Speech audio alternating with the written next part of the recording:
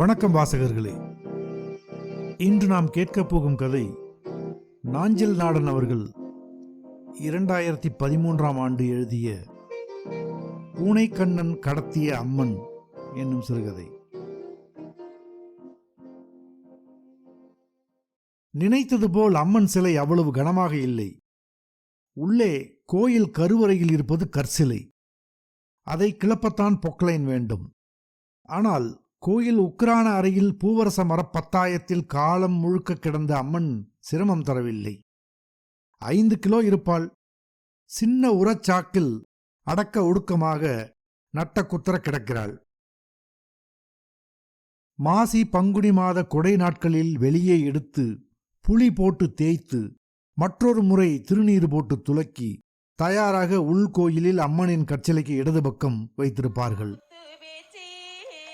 நள்ளிரவு 12 மணிக்கு வில்லுப்பாட்டுக்காரர் அம்மன் வரத்து பாடி முரசு எகிரி குதிக்க கோமரத்தாடிகளுக்கு ஆராசனை வந்து ஆடி பூ எடுத்து சுற்றுப்பாடு தெய்வங்களுக்கு பலி முடிந்து சாமி கொண்டாடிகள் கோயில் நடைக்கு இறங்கும்போது கோயில் முன் வாசலில் மான் வாகனம் ஜோடிக்கப்பட்டு பீடத்தின் மேல் அம்மன் சிலையை இருத்தி மணிக்கயிற்றால் வரிந்து கட்டி சர்வ அலங்காரியாக சற்று கர்வத்துடன் கனிந்த பார்வையுடன் வீற்றிருப்பாள் அம்மன். அவளுடைய கையில் அவள் தோள் உயரத்துக்கு முச்சூளம் பொன்னே போல் ஒளிரும்.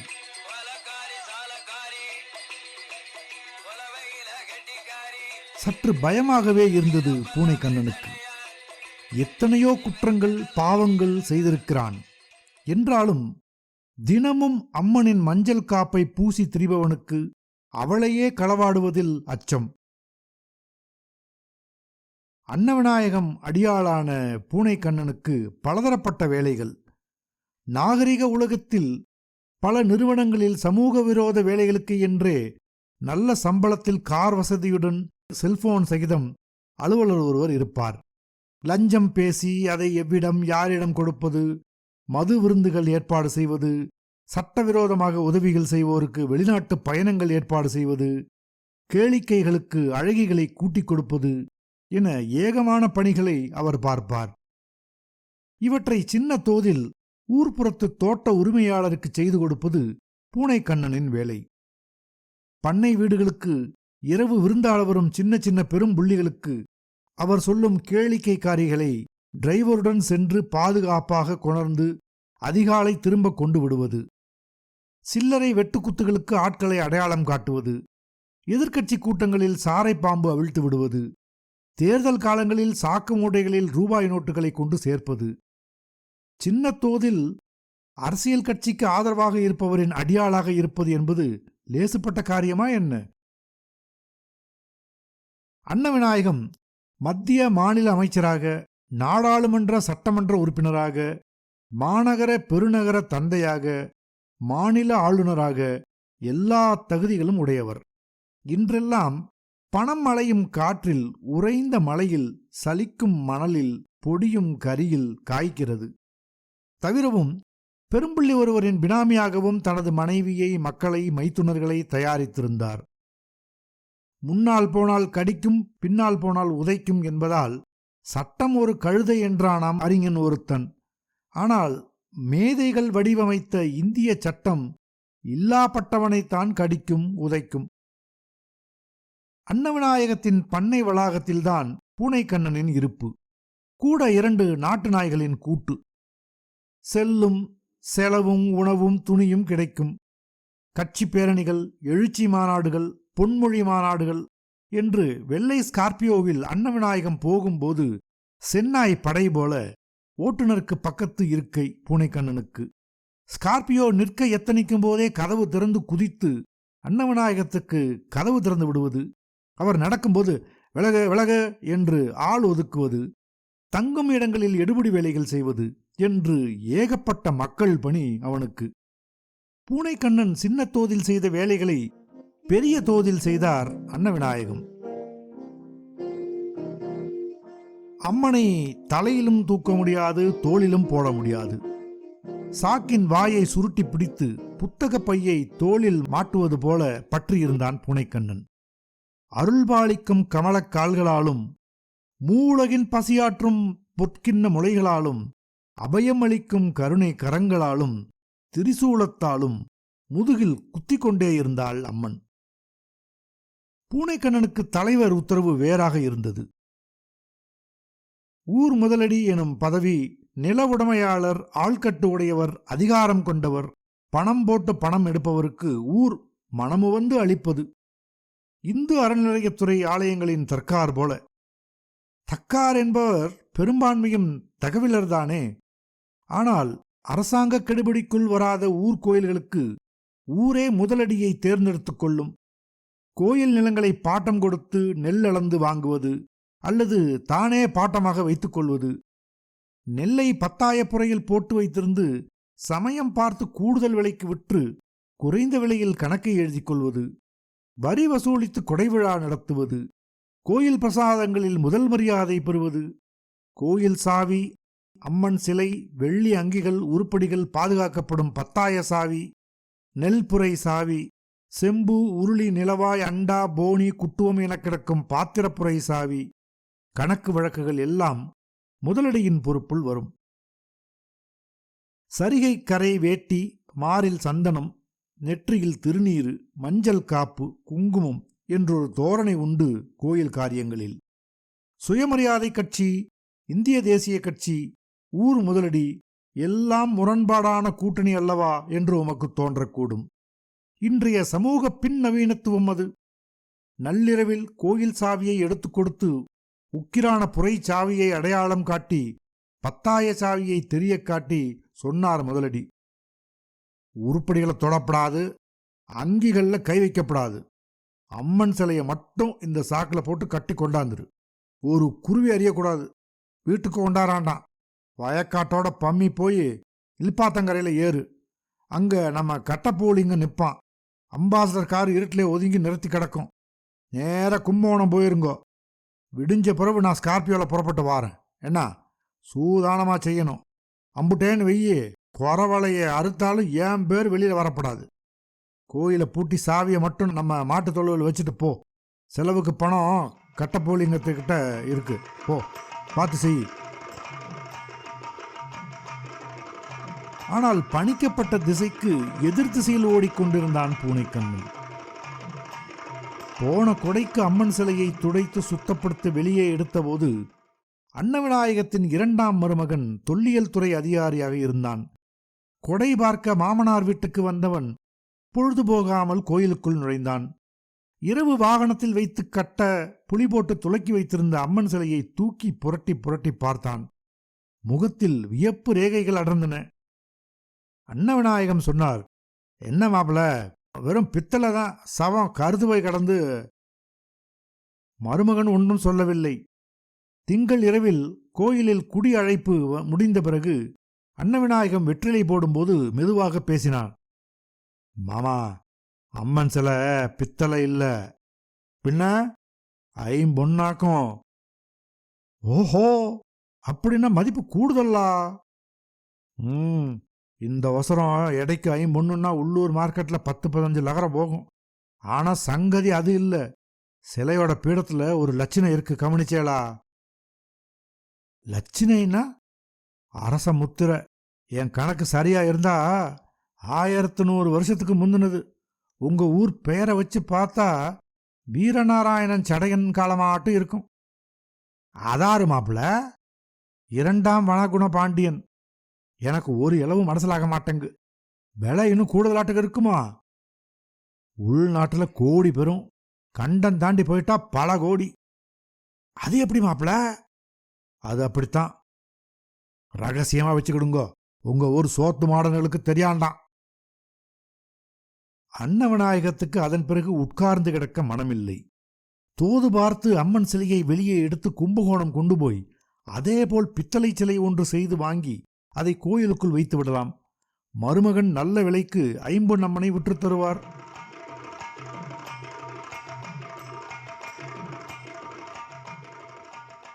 அம்மனுக்கு சற்று நிம்மதியாக மூச்சு விட முடிந்தது.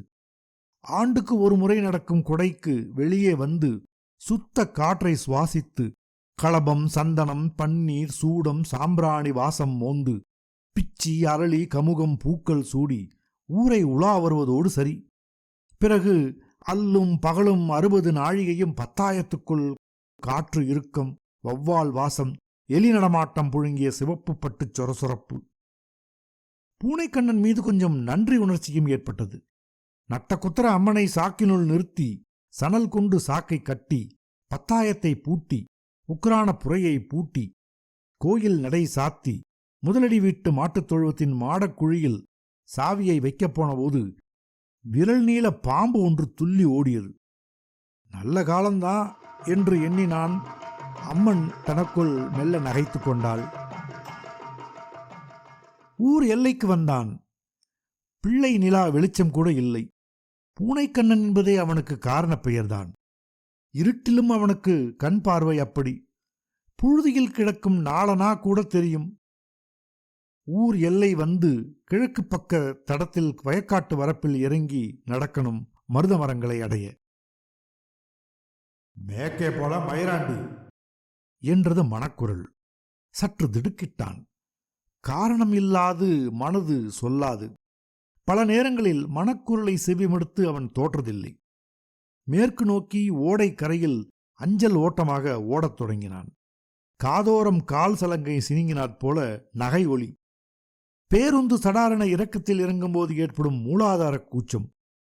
சாக்கு மூட்டையை தோளில் சுமக்கும்போது அம்மனின் செப்பு முளை காம்புகள் முதுகில் குத்துகின்றனவோ என்றொரு மருள். இலக்கு ஏதுமின்றி ஏவப்பட்ட கனை போல் நெட்டோட்டமும் அஞ்சல் ஓட்டமுமாக பூனைக்கண்ணன் வந்து சேர்ந்த இடம் பத்மனாறு. புறப்பட்ட இடத்திலிருந்து மேற்கு திசையில் மலை அடிவாரத்தில் அறுத்து கொண்டு ஓடும் பத்மநாற்றை தாண்டினால் மேற்கு மலை ஏறும் தடம் பிரியும். சலசலவென்று ஓடியது வியர்வை. ஆற்றை கடக்க பாலமும் ஆற்றில் இறங்க படிக்கட்டும் 2 மைல் தெற்கே இருந்தன. தொண்டை வறண்டது பூனைக்கண்ணனுக்கு. ஆற்றில் மாடு இறங்கும் தடம் ஒன்று தென்பட்டது. ஆணி ஆடி சாரல் தெளிந்து இறங்கிய மலை வெள்ளம் இடுப்புக்கு மேல் ஓடியது. குனிந்து மாடு குடிப்பது போல ஆற்றை பருகினான்.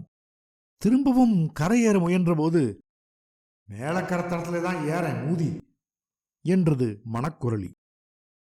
கோயிலை பூட்டி இறங்கியபோது ஒரு மன தைரியத்துக்காக உள்நடை வாசல் ஓரம் தொங்கிக் கிடந்த மரக்கொப்பரையில் கைவிட்டு நெற்றி நிறைய திருநீர் பூசியிருந்தான் பூனைக்கண்ணன். இப்போது ஆற்றில் நின்றவாறு எட்டி சாக்கை கரையில் வைத்துவிட்டு அம்மனையே திருடிய குற்றத்தை கழுவி விடுவது போல முங்கிக் குளித்தான். சிவந்தேறியும் கண்கள் தனிந்தன. மருதமூட்டில் ரொம்ப நேரமாக காத்திருந்த கட்டைப்பூலிங்கம் காரை கிளப்பிக் கொண்டு போய் அன்ன விநாயகத்திடம் சொல்லியிருக்கக்கூடும். தேளாக கடுக்க தொடங்கியிருப்பார். எங்க போயிருவான்? மப்புல மாடுகளுக்கு இடையில தொழுவத்துல விழுந்து கிடப்பான். மசன மாட. நீ போய் படுடே பூலிங்கம், காலம்புற பார்ப்போம் என்றார் முதலடி. பூனைக்கண்ணன் மோசக்காரன் அல்ல. கோவணம் கட்ட அரைஞான் கொடி கூட இல்லாமல் வந்தவன். மூதி சுருட்டு பிடிக்கும். கல்லோ சாராயமோ மாந்தோம். 2 ஆழம் ஜோறு திங்கும். வயசு 40 இருக்கும். இது வரைக்கும் பொம்பளைக்காக கோவணம் கூட அவுத்திருக்க மாட்டான் என்று பாய்ந்தது முதலடியின் சிந்தனை. 7-8 வயதில் எங்கிருந்து வந்தானோ? ஊராரோ உற்றாரோ யாரும் அவனை தேடி வரவில்லை. ஆற்றில் குளியல், புறவாசலில் சோறு, பத்தாயப்புறையில் உறக்கம். எதையும் ஏவினால் செய்து முடித்திருப்பான். கழுத்தறுத்தாலும் காட்டிக் கொடுக்க மாட்டான். அது பற்றிய பயமில்லை அன்னவிநாயகத்துக்கு. மேலும் அம்மன் சிலையை தானே அடித்து மாற்றச் சொல்லிவிட்டு அரசு வல்லாண்மைத்துறையிடம் புகார் கொடுக்க இயலுமா? எதுவானாலும் விடிந்து பார்த்து கொள்ளலாம் என்று படுக்கப் போனார். பூனைக்கண்ணனை சித்தமோ சிவமோ சிவசக்தியோ ஏதோ ஒன்று உள்ளிருந்து செலுத்திக் கொண்டிருந்தது. சிலையை மடை மாற்றி விற்கவோ கடத்தவோ அவனுக்கு அவ்வளவு கருத்தில்லை. ஆற்றின் மறுகரை ஏறி சிலை இருந்த சாக்கை அழுங்காமல் சற்று மாற்றி வைத்து ஈரத்துணியை உரிந்து முறுக்கி பிழிந்து உதறி கட்டினான். இருட்டில் எவன் பார்க்க கிடக்கு என்றோடியது மனக்குரங்கு. ஏண்டா இங்க ஒரு பொம்பளை இருக்கிறது ஓர்மை இல்லையா என்றொரு குரல் குறுக்கு வெட்டியது. யார் பேசியது? அம்மனா? அசரீரியா? மனக்குரலியா? திரும்ப திரும்ப கேட்க சிறுவரி சிலை எந்த காலத்திலடா பேசியது? அன்னவிநாயகம் அதிகாலையில் குளித்து திருநீர் அணிந்து சாமி படங்களுக்கு தூபதீபம் காட்டி நானாவித பரிமள புஷ்பங்கள் சாத்தி மணியடித்து பாடும் பாட்டொன்று மனத்துக்கண் ஓடியது. அம்மையே அப்பனே ஒப்பிலா மணியே. ஈரத்துணியுடன் காடடைந்து கிடந்த தலை மயிர் காற்றாட அம்மனை தூக்கி தோளில் சாத்தினான். இருளில் சிறு விலங்குகளின் அசைவு கூட இல்லை. எல்லாம் உணவெடுத்து ஓய்வும் கொண்டனவோலும் காட்டு வெறுது பூனை ஒன்று ஓடியது குறுக்கே. கெட்ட சகுனம் என்று தோன்றியது. கடவுளையே சுமப்பவனுக்கு சகுனம் என்னடா பூனைக்கண்ணா? போச்சுடா என்றான் பூனைக்கண்ணன். ஆற்றங்கரை தாண்டி புறம்போக்கு வெட்டி திருத்தி போட்டிருந்த கடலை விலை, காணம் விலை, எள்ளு விலை, மரச்சீனி விலை தாண்டி பனந்தோப்பு, மா, குழை மரங்கள் காடடைந்து கிடந்த தோப்புகள் தாண்டி விறுவிறு என்று மலையேறிக் கொண்டிருந்தான் பூனைக்கண்ணன். விறகு பொறுக்கப் போகும், ஆடு மேய்க்கப் போகும் தடம் ஒன்று தெரிந்தது இருட்டினுள். தெரிந்ததா இல்லை அம்மன் காட்டினாளா? இளநிலா எட்டி பார்த்தது ஏளனத்துடன். எனினும் காடு அடர்ந்து கொண்டும் இருண்டு கொண்டும் போனது. அரவங்களோ ஓணானோ எலிகளோ சரசரத்தன புதரினுள். மரத்தின் மறைவில் சிவந்த இரு கண்கள் தெரிந்தன. நாட்டை குரங்கோ, முள்ளம்பன்றியோ, காட்டு பூனையோ? எடையற்று போயிருந்தாள் அம்மன். வாழை சிறுமி ஒருத்தியை தோளில் சாத்தி மலையேறுவது போல சுகமாகவும் இருந்தாள். நீண்டு நகர்ந்தது இரவு, மலை சர்ப்பம் போல. விடிவுக்கு எத்தனை நாழிகைகளோ, அல்லது விடியாமலேயே போய்விடுமோ? மலையேறும்போது மூச்சு மூக்கு முனைகளிலிருந்து வெப்பமாக வேகமாக சீறி சுழன்று வந்தது. ஈரத் துணிகள் உலர்ந்து விட்டன. வலது பக்கம் காட்டு ஓடை ஒன்று வளைந்து சரிந்து ஓடியது. புதர்களை ஒதுக்கி ஓடையில் இறங்கி கால் நனைத்து சற்று நேரம் நின்றான் பூனைக்கண்ணன். சிரிப்பு பீரிட்டு கிளம்பியது. என்ன வேலை செய்ய வந்து என்ன வேலை செய்துகிட்டு இருக்கேன்? சுற்றிலும் புதர்களும் கொடிகளும் முள் தாவரங்களுமாக காடு பற்றி கிடந்தன. வானத்து கருமையிலும் சில நட்சத்திர ஒற்றாடல்கள். அம்மனை இறக்கி ஓடை கரையில் வைத்தான். சாக்கு வாயை அவிழ்த்தான். தண்ணி சில்லுன்னு இருக்கு, குளிக்கியாட்டி குட்டி என்றான். அவள் முகத்தில் எஞ்ஞான்றும் மங்காத மாயம் ஒருவள். உரச்சாக்கை உரித்து புதர் மேல் எரிந்துவிட்டு ஓடையில் நிறுத்தி இரு கரங்களாலும் தண்ணீர் கோரி கோரி அம்மன் மேல் ஊற்றினான். கை விரல்களால் தண்ணீரை வழித்து தடவினான். பாதங்களும் கால்களும் துடைகளும் வரியோடிய வயிறும் நாபிச் சுழியும் ஒடுங்கிய இடையும் கழுத்தும் கரங்களும் கன்னமும் உதடுகளும் கண்களும் நெற்றியும் உச்சியின் மணிமுடியும். மறுபடியும் யாத்திரை. இருமுடி கட்டி சபரிமலை ஏறுவது போல தேகபலம்தா, பாதபலம்தா, தாதுபலம்தா, மோகபலம்தா. மலை மேல் யாரோ விருந்தினர் விடுதி கட்டி வைத்திருப்பது போலவும், போனவுடன் வெந்நீரில் குளித்து சட்டமாக சாப்பிட்டு பஞ்ச சயன மெத்தையில் கால் நீட்டி படுக்க வேண்டியதுதான் என்பது போலவும் வேகமாக நடந்து கொண்டிருந்தான். களைப்பில்லை, சோர்வில்லை, பயமில்லை, துன்பமில்லை. மலையின் தோள் பகுதியில் நடந்து கொண்டிருந்தான். கிழக்கு வெளுத்து வருவது போல் இருந்தது. பறவைகள் சிலம்பின. கருமையின் கட்டு குலைந்து காடு கண்விழித்து சோம்பல் முறித்தது. எந்த மாற்று யோசனையும் இன்றி ஏதோ கோயில் சந்நிதிக்குச் சென்று தேவ தரிசனம் செய்ய இருப்பவன் வேகத்துடன் பூனைக்கண்ணன் நடந்தான். தெய்வத்தை கீழே இறக்கி வைத்துவிட்டு சூரியனை கைதொழுதான். புதிய காட்சி, புதிய உதயம் என்றாலும் தோள்பட்டை வலித்தது. கால்கள் கடுத்தன. இரவு முழுக்க முழித்த கண்கள் காந்தின. பல் விலக்கிவிட்டு பின் வாசலில் நின்றால் பெரிய நாச்சியார் தேநீர் ஊற்றித் தரும் நேரம். எங்காவது படுத்து உறங்கினால் போதும் என்று இருந்தது. வயிறு குடல் முறிப்பன் பாடியது. என்ன இது பைத்தியக்காரத்தனம்? திரும்ப மலை இறங்கி தலைவர் வீட்டுக்குப் போய் தலைவர் அன்னவர்க்கே சரணாங்களே எனலாம். இவளை இங்கோர் புதரிடை போட்டுவிட்டு தேசாந்திரியாக போய்விடலாம். அல்லது எங்காவது கொண்டு விற்றுவிடலாம். கடவுளை விற்கவோ வாங்கவோ முடியுமாடா மூடா? எல்லாம் இந்த இவளால் தானே, சமுண்டி தள்ளிரலாமா என்று காலை தூக்கினான். முதுகு பாறை மீது மலாரென அடிக்க சறுக்கி மல்லாக்க விழுந்தான். நல்ல வேளை பிடரியில் அடிபடவில்லை. கலகலவென சிரித்தது யார்? காணுயிர்களா? சிரிப்பு வழி மறைத்து இனித்தது. என்னட்டி சிரிப்பா இருக்கா? ஆளை போட்டு பதங்குலைக்கிய. நானாடா என்னை இங்க தூக்கியார சொன்னேன், பைத்தியாரா? பாட்டு கேட்டிருக்கியா? விதி ஒன்றது பிடர் பிடித்து ஒந்த நின்றது. ஆமா, இதுல பாட்டு வேற. இப்ப என்ன செய்யலாம்? கடவுளை கள்ள முதலாட்டு விற்க மனசு இல்ல. கடவுளை விற்கத்தாண்டா நாயே கண்டம் விட்டு கண்டம் கள்ள முதல்ல வருது. கனத்த மௌனம். சூரியன் வெப்ப கதிர்வீச்சை தொடங்கினான். பெற்ற பிள்ளையை வாரி அணைப்பது போல நெஞ்சோடு அம்மனை சேர்த்து பிடித்தபடி மலையேற ஆரம்பித்தான். தடம் என்று ஒன்று இல்லை. கனத்த புதர் மண்டிய காட்டினுள் கால் போன வழியெல்லாம் தடம்தான்.